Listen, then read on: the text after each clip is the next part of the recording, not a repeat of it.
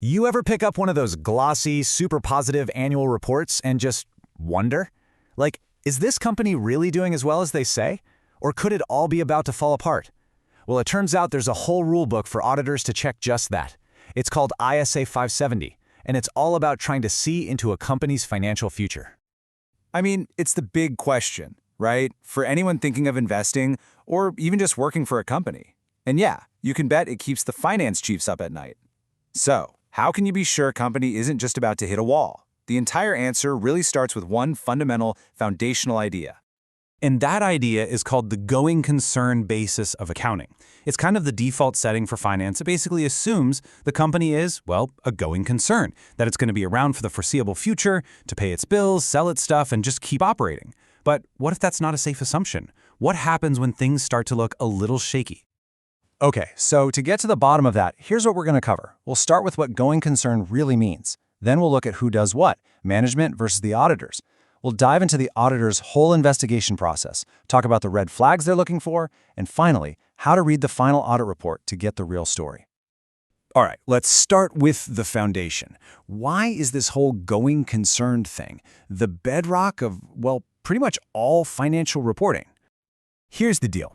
If that going concern assumption is off the table, if a company is actually heading for a shutdown, then the value of everything changes, like instantly. That big, fancy factory, it's no longer valued based on what it can produce for the next 20 years. Nope, it's now worth whatever someone will pay for it in a fire sale. Assets are worth less. Debts might be due right now. The whole financial picture gets flipped on its head. It's a totally different ballgame. So who is actually in charge of this? Let's call it a corporate health check. This is where a lot of people get mixed up. So let's get this straight. Who is responsible for what between the company's management and their auditors? Okay, check this out.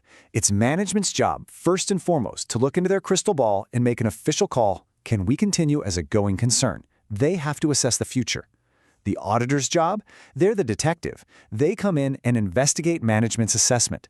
They don't make the call themselves. They get sufficient evidence to decide if management's call is appropriate. They check the homework, they kick the tires, and they conclude whether a material uncertainty, we'll get to that phrase later, actually exists. All right, so how exactly do auditors do this? How do they carry out this whole investigation? Well, they don't just wing it. They've got a playbook, and it's all laid out in ISA 570. It's basically a four-step process. First, they do a risk assessment. They're on the lookout for anything that might cast out. Step 2, they take what management came up with and they scrutinize it. They poke holes in the assumptions, check the data. Then, step 3, if they do find issues, they have to look at management's plan to fix things. And finally, step 4, after all that evidence is gathered, they make their conclusion and write up the report. And here's a really important point. This isn't something they just check off a list on day one. Nope, the auditor has to keep their eyes and ears open throughout the entire audit. You know, a big contract could get canceled. A huge lawsuit could be filed. Anything can happen that totally changes the game, and they have to stay on top of it. So, what are these red flags or events or conditions they're looking for? What are the symptoms that tell an auditor a company might be in trouble? Well, here are some of the big ones. You've got financial red flags, like when your short-term debts are bigger than your short-term assets, not good, or when you're just bleeding cash from your main business operations. Then there are operational signs, like losing a huge customer or a key supplier that you absolutely depend on. And of course, there are legal troubles, maybe a pending lawsuit that could cost a fortune, or not being able to follow the rules of your loan agreements. Any of these can be a major, major warning sign.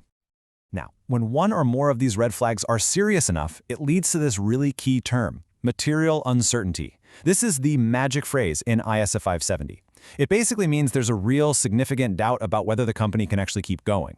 It's not just a small problem, it's a big one. This is the exact threshold an auditor is trying to identify. But okay, finding a red flag doesn't automatically mean game over. The next step for the auditor is to look at management's plan to fix it. Think of it as their treatment plan. Are they going to sell off part of the business? Get a new loan? The auditor has to look at that plan and decide, is this realistic? And is it actually going to work?